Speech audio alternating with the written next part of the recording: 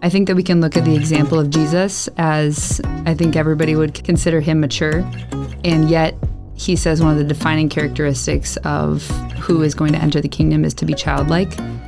I think that to be mature and to be joy-filled and passionate and love life to the fullest and to be vibrant are not incompatible things together. Hey everyone, and welcome to Rooted, where we are rooted in truth, growing in freedom, and prospering in life.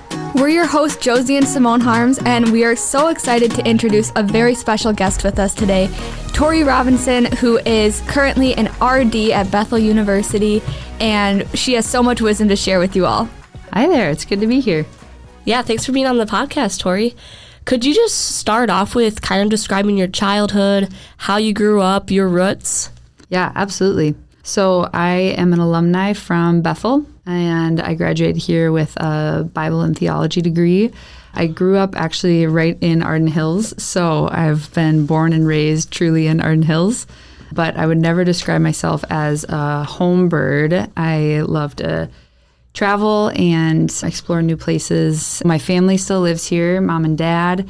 They're both alum as well. Actually, my entire family, my siblings and I are all Bethel alum as well. Wow, yeah. Bethel family. I know, truly. So yeah, I have 3 siblings and my parents are close by.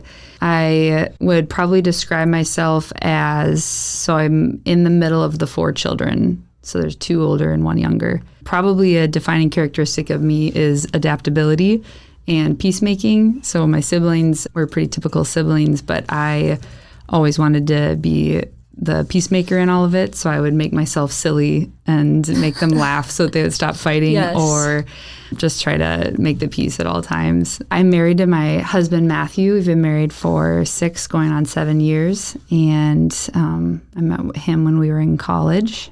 He's from Northern Ireland, just outside of Belfast. And so, yeah, we have kind of a crazy story there. But I would say what I'm rooted in is just a really stable family. My mom is a super powerful, energetic woman. She's going to bury us all. I mean, I she's love just that. she is like a force to be reckoned with. And my dad I take after him quite a bit. He's a peacemaker and a really steady, gentle man. I saw him cry probably once a week, and I've probably seen my mom cry about 5 times in my whole life. So, wow. Yeah. Wow. Yeah, they're just really different people, but they're mentors for so many different people around the cities and have just taken so many people into their home. So I grew up in a home that was really open for hospitality, just tons of people in and out at all times, which I loved.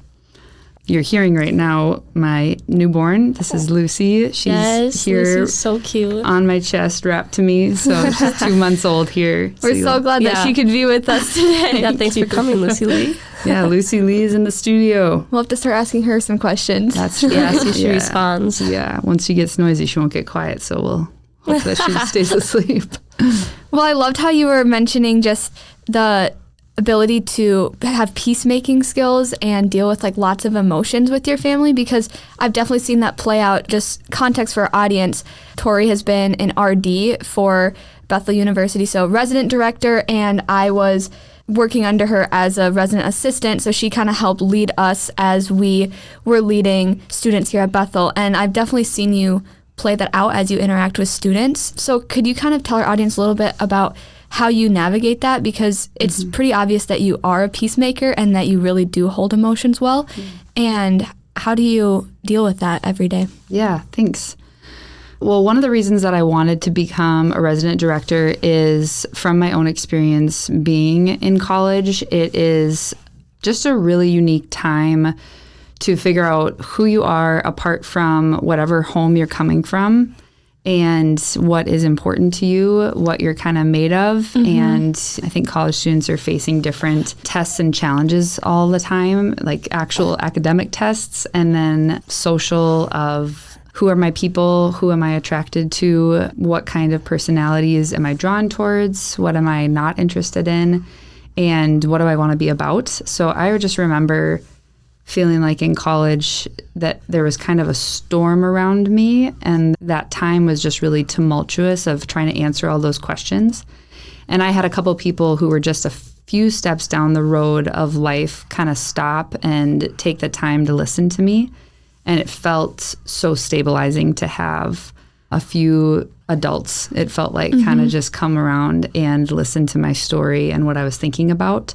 And so I wanted to come back to Bethel and be somebody that's just a couple steps down the road to try and help current college students navigate that, especially in this context in the world that we're in right now. Bethel's mission is to help people who are Christ followers as they go out into all their different areas of life and business and families. And I just think that now is the time where people who are followers of Jesus need to be stable and need to know what we're about and what our mission is here. So being a peacemaker in my role as an RD, I kind of have a belief and a theory that most conflict and most tension, maybe 90%, comes down to miscommunication and misunderstanding. And I feel maybe uniquely qualified to help people sort out where there are misunderstandings and where there is confusion in somebody's life of, I don't know why I made that decision, or I'm not proud of what I did there, or I'm in this tricky situation and I can't see a way out. I think that most of the time, if there's good communication where people are willing to listen and to ask questions and to actually get to the root of what's going on, most things can be solved. And so I like to do that with the students that I get to interact with on a daily basis. Yeah, well, you definitely do that. If there's one thing, I mean, there's so many things I'm taking away from this year learning under you, but that's one thing that I definitely am going to take away with me, because even just like the transition of you all of a sudden having a baby middle of the year and having to kind of transition out of the RD role and have someone else transition in, you were so clear with the communication all the way through. And it made all of us on the team feel very confident going into the rest of the year. And so I think that's such a huge point of prioritizing communication. Yeah, good. So you are definitely very mature for your age, and I see you have so much wisdom, and it's so cool. Have you always kind of felt pretty mature for your age, or how has that developed over time? Yeah, I would say that I have felt mature. I haven't always felt wise, but I don't always feel wise, but I have felt mature throughout my life. And I don't really know where that comes from. I think my parents gave my siblings and I a great gift of teaching us how to articulate and communicate. And I think I took that on at a pretty early age. But I do remember it like in middle school. I've told you this before, Josie, but I loved wearing blazers and just like feeling like adults. Love blazers. Oh, yeah. I mean, they're cute on you guys now, but as a middle schooler, it was not good. That is so cute. Yeah. So I remember like breaking up arguments, or if somebody was feeling left out at the lunch table in middle school, I would always try to bring people back together. So I think that it's something that if we're all made in the image of God and we all hold a different unique characteristic of the Lord, that particular just peacemaking is part of what I feel natural in and have for my whole life. So yeah, I've heard maturity be described to me as focusing on others rather than yourself. A point in life where life isn't about you, life is about others, and you can really come to that maturity. I feel like some people avoid that word because they're like, oh, I don't want to grow up yet. I don't want to seem like an adult. I want to just have fun, do stupid stuff, be crazy. But how do we navigate maturity? How do we find maturity? And why should we be mature? Mm-hmm. Yeah. That's something that I actually think about quite a bit in the context of working with amazing, passionate college students. I think that we can look at the example of Jesus as I think everybody would consider him mature. And yet he says one of the defining characteristics of who is going to enter the kingdom is to be childlike. Mm-hmm. I think that to be mature and to be joy-filled and passionate and love life to the fullest and to be vibrant are not incompatible things together. Yes. I think that Jesus really knew how to play, and he loved to play, and he sat with the children, and we had humor. And as you read the scriptures, maybe if you're looking for it, you're like, hey, he's funny. Yeah. And so I think to be mature is to be rooted in humility of I'm a human and I'm figuring this out with the Lord, and everything that people see as marks of, positive characteristics about my life come from the Lord. And I'm constantly in process of transformation, of becoming more like him. So I think humility is really important as you develop maturity.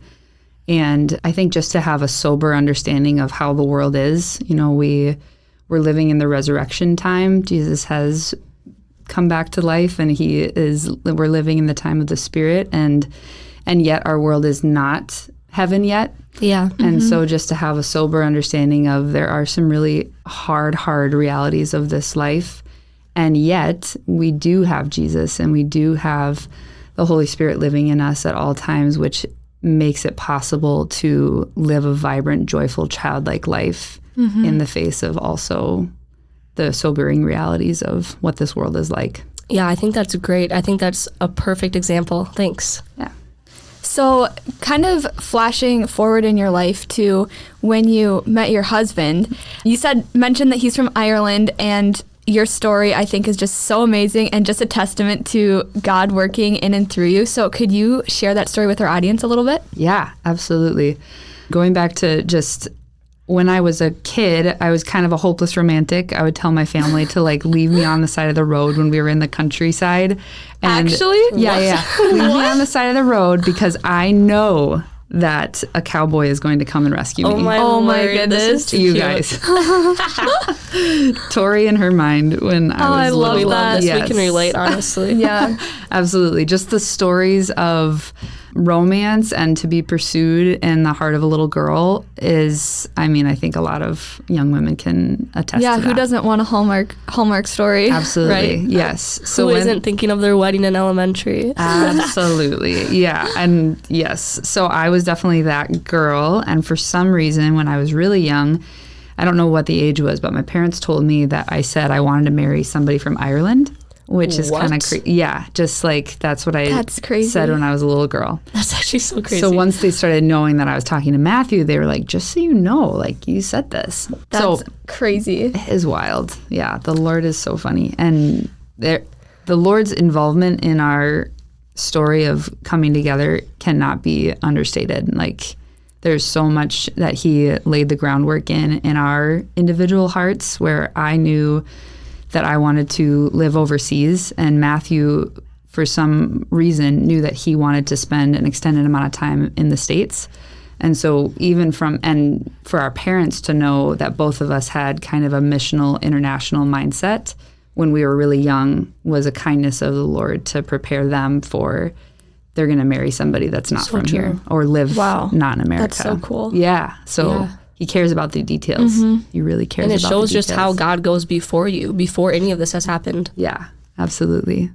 So in college, there was an unbelievable J-term over January study abroad trip where people could go to Northern Ireland and study the conflict between Protestants and Catholics, which is mainly kind of in the past now in terms of the violence, but still definitely really something that breaks the nation.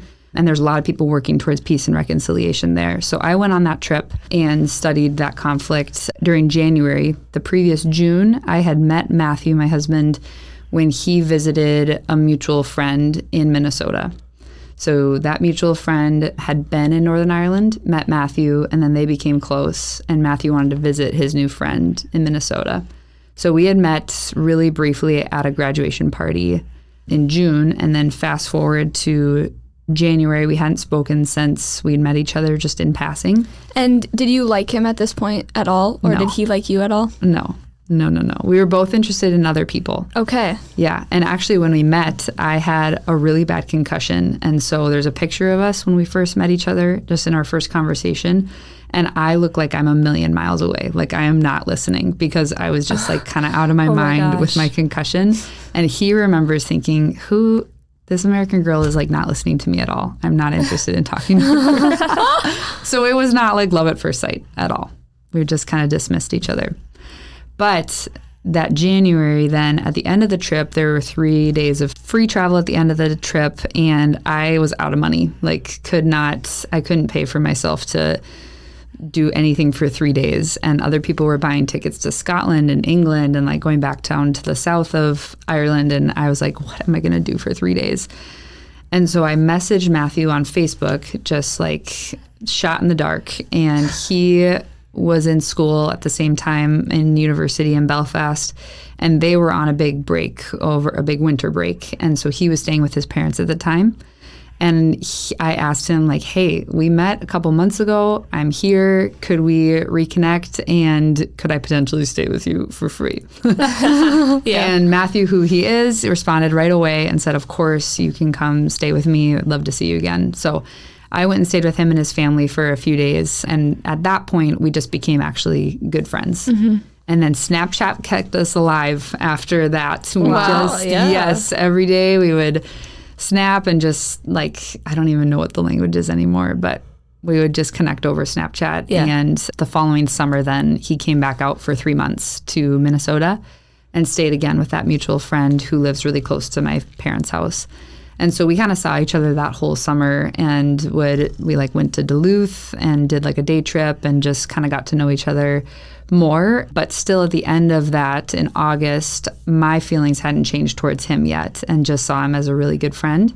But at the end of that trip, he did tell me that he actually said that he was in love with me, which was oh my goodness. A lot. Wow. Yeah. I was like, okay, that's more than I have a crush on you.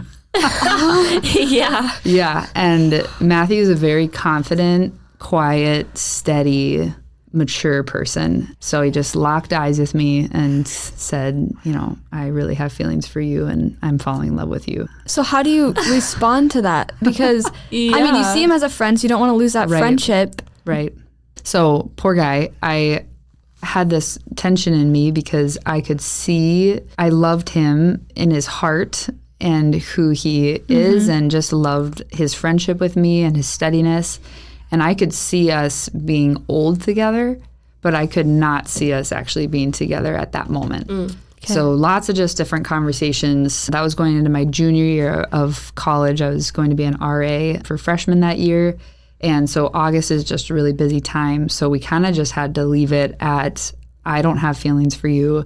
You have significant feelings for me. I can't promise that to you. Mm-hmm. Yeah. So then that fall, we would FaceTime I think it was Tuesday, and just keep talking to each other, and because we cared about each other a lot. Yeah. But the poor guy had to just hang in there with me because I was not ready to commit to anything. Right. And I just was unwilling to actually start something if my heart wasn't in it. Right. Yeah. So then a little bit of context as well. My sophomore and my junior year of college were really tumultuous times for me. Through some circumstances, I had really kind of felt alone during that time and didn't have really good friends in college. And I felt really adrift in my faith. I was a Bible major and being really challenged by the papers that I was being asked to write and some of the material that I was reading. That was just trying to strengthen my faith, but really actually served to kind of tear it apart. So I was kind of adrift and didn't know where my roots were at that time. Didn't feel like I could reach out to people or ask for help because I didn't know what I needed. So the big part of that time was just that I felt immensely alone. Mm-hmm. And for some reason, Matthew was the only person that I felt like I could have my guard down with, and that he stayed steady with me consistently over that period because I had pushed everybody away at that point.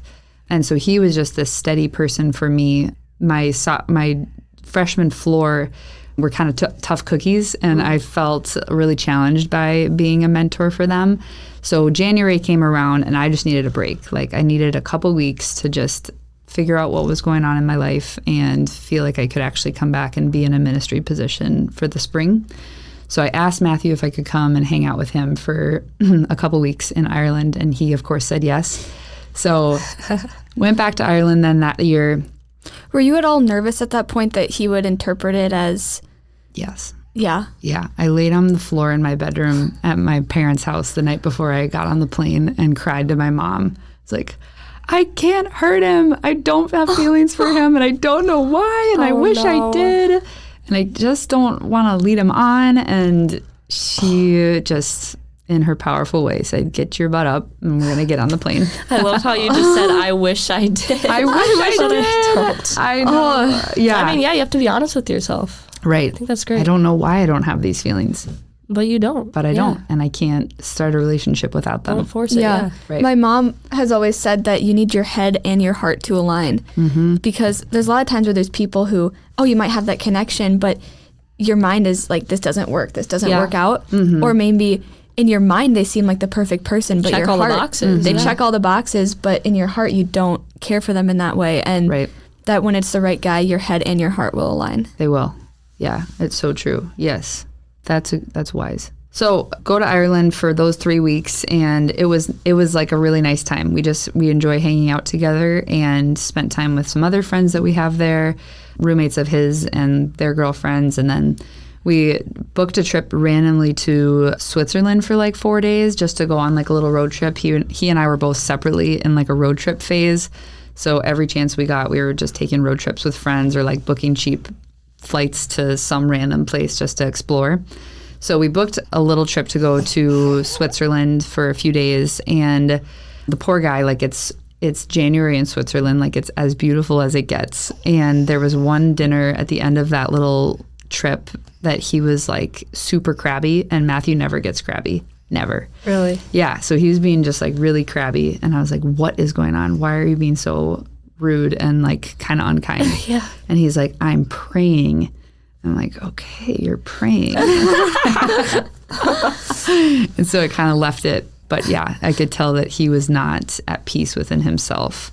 So we get back from I'll resolve that, but we get back from the Switzerland trip, and it's his dad's birthday in January. And so we get back, and I mean, we had roughed it. Like we had rented a car, stayed in like a hostel, stayed in the car overnight as we waited for like a super early flight. Like we needed to clean up when we got home before this family birthday party. So I had showered, come down, and was helping his mom set the table this is a really specific moment. Mm-hmm. So that's why I'm in this detail. So I'm all cleaned up, helping his mom set the table for the family birthday party. Grandma's coming over, brother and sister, the whole deal. And he comes down the stairs, and like my eyes like opened to him in a different way that I had never seen him before. And he came down the stairs, and it was like he had like music behind him. I was like, who is that hunk? I have never seen him that way before. That's crazy. Like dry mouth, sweating the whole dinner. Like could not believe that he was sitting so close to me. And that we had just gotten back from like a beautiful time in Switzerland that could have been very romantic, but it was not. But instead, the time he walks down the stairs. Yeah. And I hadn't seen him for like 20 minutes. And then he comes down the stairs. I'm like, whoa, I'm in love. Like right now. Oh, my I love him. Yeah. So I was like trying to play it cool during this dinner, but I'm literally like shaking. That's insane. It's wild. Oh, my mouth is literally like open right now. Yeah. It was like a movie moment. So again, what do? You call your mom. So I called my mom. Of course you do. Amen. You need to. I'm like, Mom, I think I love him and I don't know what to do. Because I had already felt like I'd strung him along kind of in this way of like all these intense conversations about our relationship, and it just was going nowhere. And she said, well, when I've been in this kind of place, why don't you just ask the Lord if something's going to move here, have Matthew bring it up so that you're not the one bringing it up again. And so that was kind of like the little test of I want to be in your will, but I don't want to like push it. Yes. Yeah, right. So at that point, the conversation was closed. We had like closed the conversation. We were not going to bring it up again. I didn't think he was going to bring it up again. But the next day we go on like a walk in this cool forest, and lo and behold, he's like, so where are we at? Like, what do you mean, where are we at? And he brought the conversation up again. And that felt like the permission to say, yesterday something switched for me and I am falling in love with you. And he said, that's great. I'm already there. So that's amazing. So yeah, we just decided out of that walk that we were dating. Wow. It was crazy. Yeah. And then you left. Then I left 4 days later.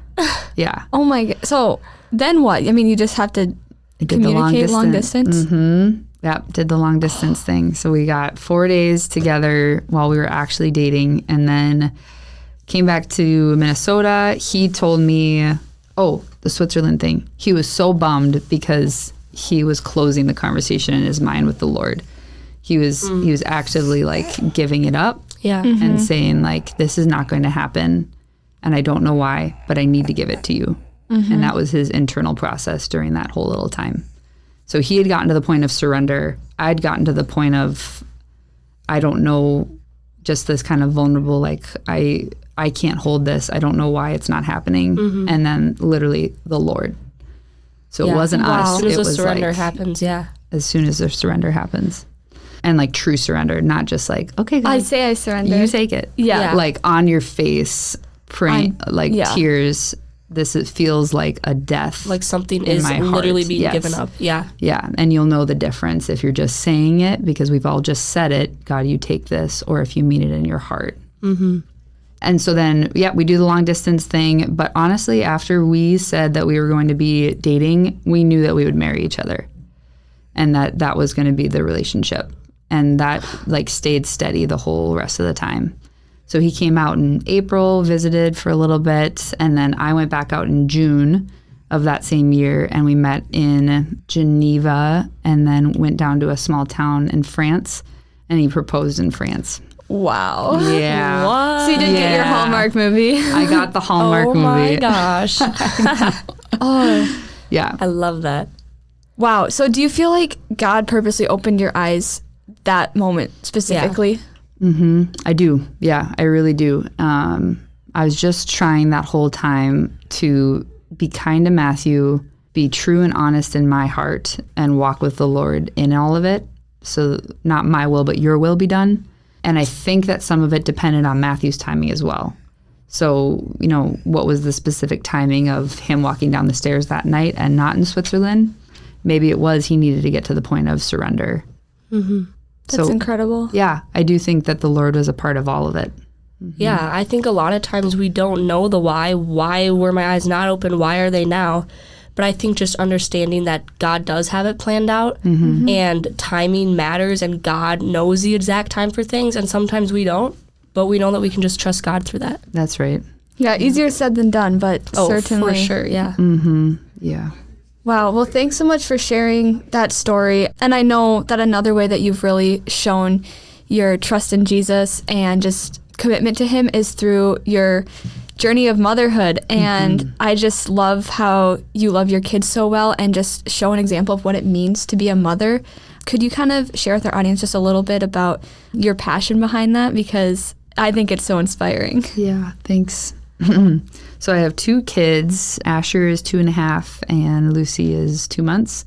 Same thing of like I dreamt about getting married. I dreamt about being a mom, and it felt like that is something that I feel like is very natural for me in how I'm built. And I have an older sister who is an unbelievable mother, but she never dreamed about being a mom until she actually had her daughter in her arms, and then she's loved it.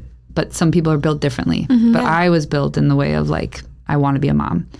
And I would take any babysitting job I could take and just love children, love spending time with them. And that, what we were talking about earlier, Symone, of just like that playfulness and wanting to really embrace a vibrant life. Like nobody does that better than kids. And so I think I've always just enjoyed being in the presence of children because their eyes are full of wonder. And I want to have eyes that are full of wonder. And they want to do something again and again and again because they love the feeling of wonder and enjoyment. So to be a mom for me is the biggest honor of my life. And I feel honored and respected by the Lord that I was chosen to be a mom and to be the one to carry children and to birth them and to actually, in some ways lay my life down for these little people. Yeah. We asked the Lord for like, make me like you. And I want to be like you and put me in situations, God, where I can test my faith. And I have found no better example of testing faith and becoming like Jesus than in the self-sacrifice of being a mom. And the world right now does not like self-sacrifice. And that feels like a foreign concept. But your children literally need you to lay your life down. Lucy at 2 a.m. can't feed herself. And she can't even toot, you guys. Babies aren't born with the ability to toot. Really? No. I did not know that. No, their little butt muscles aren't developed until they're outside of the womb.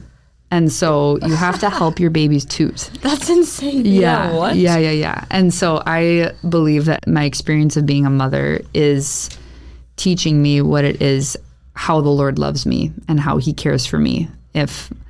What is the example of me not even being able to toot in this life? Like, I can't come up with an intelligent, kind, wise thought without the Lord, because everything that is from the Lord is from him. And so, like, the dependence that I've learned from God from being a mom I'm so thankful for. And I think that we can learn a lot of things and we can think a lot of things and have a lot of knowledge, but until you're matched with experience, it's like a different level of actually understanding. So I understand self-sacrifice more now that I have a lot of experience in it than I did when I had knowledge of it. That's so cool. Yeah. Tori, thank you so much for sharing your journey just through maturity, marriage, and motherhood.